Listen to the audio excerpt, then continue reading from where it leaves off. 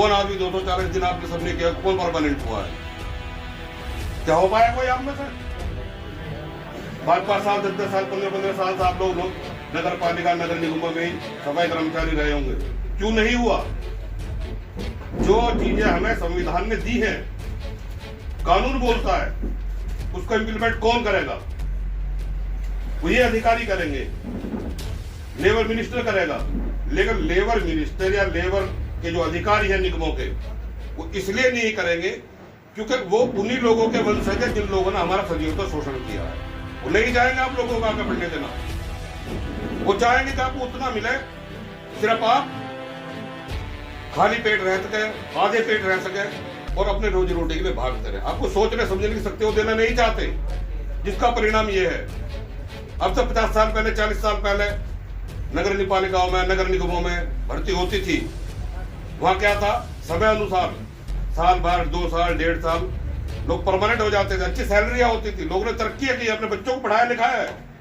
लेकिन जब ये समाज, ये मजदूर वर्ग थोड़ा सा आगे को बढ़ा तो इन्हीं सरकारों ने ठेकेदारी, आउटसोर्सिंग का जो प्रावधान जो लागू किया है, ताकि ये समाज जहां से आगे पीछे से आगे बढ़ा था वहां का वही वापस चला है। इसमें हमारे नेताओं ने कभी ध्यान नहीं दिया, हमारे मिनिस्टरों ने कभी ध्यान नहीं दिया। उसी के परिणाम है कि आज ये 10-10, 5-5, 7-7 हजार में मेरे ख्याल में इतनी सैलरी आप लोगों को मिल रही जो मेरे संज्ञान में आया है। और जो आउटसोर्सिंग पे जहां आप सर्विस करते हो वो आपको सैलरी प्रोवाइड करते हैं, जो भी 4,000, 5,000, 8,000, लेकिन उनका बिल जाता होगा वो सब वो स्टेट गवर्नमेंट के हिसाब से जाता होगा। तो दलाली कौन करा रहा है? मैं तो नहीं करा रहा, ये सरकार करा रही है। क्या ये भ्रष्टाचार नहीं? एक जगह से 10,000 या 12,000 रुपए हम ले रहे हैं और कर्मचारी को दे रहे 6,000, 5,000, 7,000। क्या भ्रष्टाचार नहीं हो रहा है? सीधा सीधा निगमों के सामने नहीं हो रहा, अधिकारियों के सामने नहीं हो रहा, जो हमारी विधानसभा है उनके सामने नहीं हो रहा। इसी भ्रष्टाचार को लेकर तो कांग्रेस को जो डिस्ट्रॉय किया था बीजेपी ने, इसी मुद्दे को लेकर सत्ता में आई थी, उन्हें नहीं दिखता। साथियों, पॉलिटिकल जस्टिस पार्टी आपकी यूनियन के साथ, कर्मचारी वर्ग के साथ सदैव खड़ी रहेगी, संघर्ष करेगी, बशर्ते टेक्निकल चीजों को समझो। जो प्रावधान है, लोग का जो प्रावधान उसको समझिए।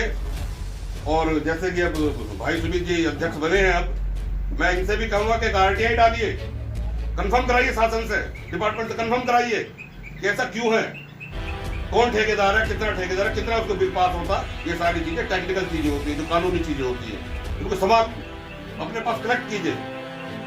उसमें जो भी विरोध होगा, जो भी उसमें कानूनी चीजें होंगी, पॉलिटिकल जस्टिस पार्टी आप लोगों के साथ हमेशा खड़ी रहेगी। इस बात के लिए मैं आपको आश्वस्त करूंगा। दूसरी चीज साथियों, पॉलिटिकल जस्टिस पार्टी बनाने की जरूरत क्यों आ पड़ी?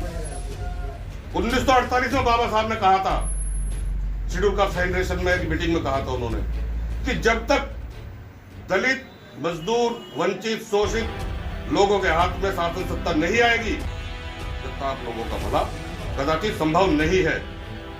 कानून सड़कों पे नहीं बनते, हड़तालों में नहीं बनते, कानून बनते विधानसभा में। जब हम लोग वहां पहुंचेंगे, एक मजदूर वर्ग वहां पहुंचेगा, तो ही हम अपने मजदूरों का ही देख पाएंगे। अगर मैं अकेला भी किसी पार्टी से सुनकर पहुंच जाऊं तो शायद मैं भी कुछ नहीं कर पाऊंगा, क्योंकि मेरा वर्चस्व है ही नहीं वहां पे। तो इन्हीं सब चीजों को देखते हुए पॉलिटिकल जस्टिस पार्टी का गठन किया गया। वर्तमान में पार्टियां रही हैं, दलित की पार्टी रही है, ओबीसी की भी पार्टी रही है, लेकिन उन लोगों ने जो मकसद के लिए पार्टी बनी थी, सत्ता में वो लोग पहुंचे, विधानसभा में लोग पहुंचे, मुख्यमंत्री बने, लेकिन वो अपने मिशन से भटक गए।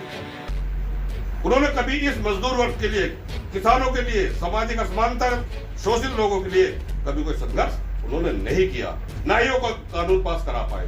निजीकरण सरकार बोलती है, मोदी सरकार बोलती है कि काम काज करना, कारोबार करना सरकार का काम नहीं। एक बार में मान भी लिया जाए कि कारोबार सरकार नहीं करती, लेकिन जो देश का युवा है उसको रोजगार कौन देगा? कहां जाएगा पढ़ लिख कर बेरोजगार? कहां जाएगा हमारा युवा? इसकी जिम्मेदारी तो सरकार की है ना। मोटे मोटे भी पीछे एक अखबार में मैंने पढ़ा है कि किसी फेडरेशन में किसी प्रोग्राम में मोदी साहब ने ये कहा है कि निजीकरण सरकार की प्रतिबद्धता है। किस चीज का निजीकरण?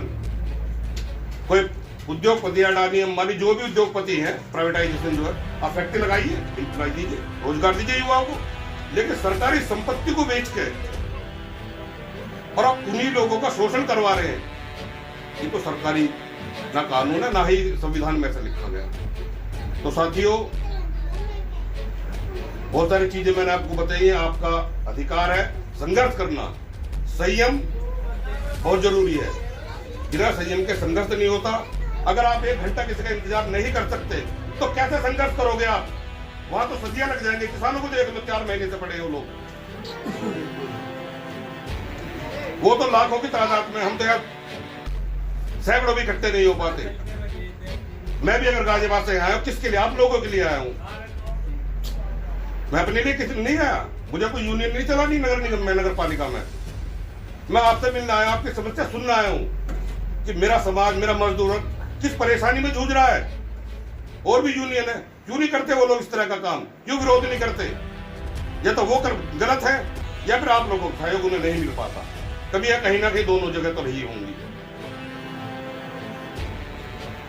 अगर आपके संघर्ष की बात है, आप मजबूती संघर्ष कीजिए, संतुलित संघर्ष कीजिए, संयम से संघर्ष कीजिए। निसंदेह संघर्ष का परिणाम अच्छा ही होता है। आंदोलन, ये देश बिना आंदोलन के आजाद नहीं हुआ।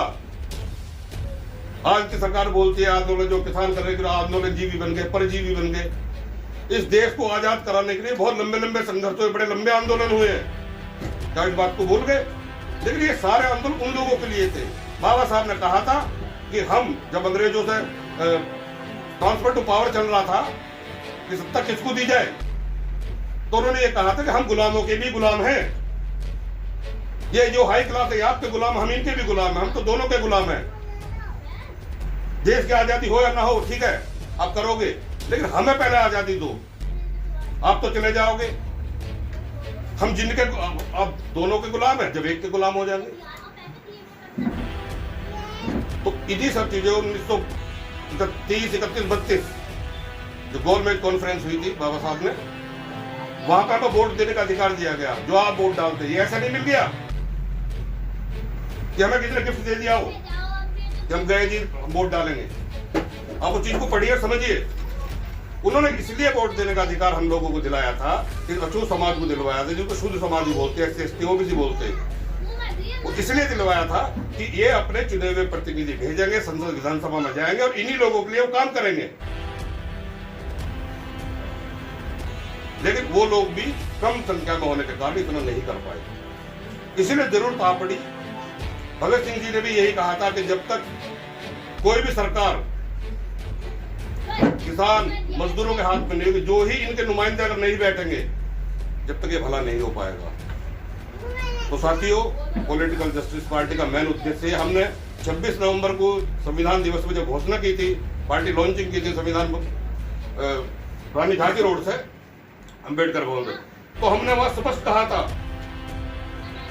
कि अगर पॉलिटिकल जस्टिस पार्टी किसी तरह से भी सत्ता में आती है या रूलिंग में हम लोग कभी आएंगे, तो सबसे पहले निजीकरण का के लिए कानून बनाएंगे। शिक्षा, रोजगार में निजीकरण संभव नहीं है। यह पॉलिटिकल जस्टिस पार्टी की फर्स्ट प्रायोरिटी है और प्रतिबद्धता इस बात के लिए। इसलिए मैं आपसे ये अनुरोध करूंगा कि पॉलिटिकल जस्टिस पार्टी का प्रचार प्रसार मेंबर बनिए, बढ़ाइए आगे को, ताकि हम लोग आपके लिए संघर्ष कर सकें। इन्हीं सब बातों के साथ मैं अपनी बात को विराम देता हूँ। जय भीम, जय